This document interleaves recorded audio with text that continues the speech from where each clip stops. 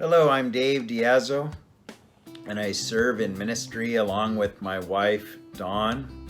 We like to talk about the border, the Baja and beyond, and the Lord's opened the door for us to work in Cuba over the last few years.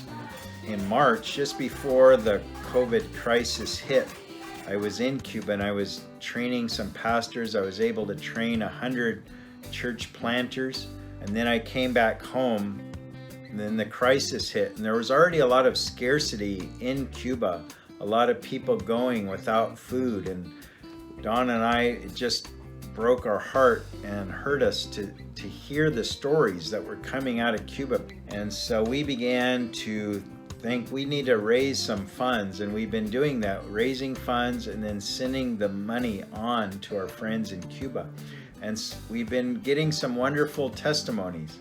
One of them is from our friends Luis and Mai, and one night as they were sleeping, they heard a baby crying. Went to her neighbor's house to explore, and she found that the husband had left this family, and so they didn't have any income, and they didn't have any food to feed the children.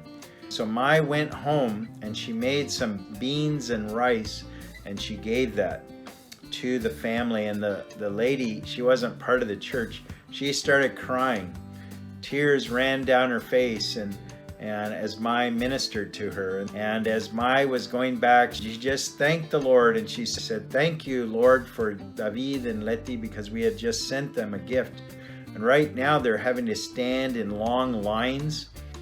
There's another man, and they found out that Manuel hadn't been able to take a bath or shower because he didn't have any soap. So they were able to take soap to him on his 75th birthday. Another family, they have a daughter named Jessica. Yo estaba llorando porque no tenía pasta y me ardía la boca y me estaba lavando la boca con sal. Y unas manos amigas me dieron esta bendición y Dios escuchó mi oración y vio mis lágrimas.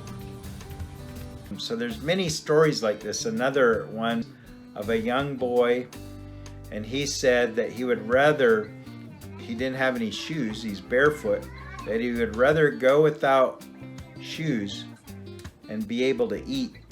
So he was giving thanks. So thank you very much, and we appreciate your prayers and your interest.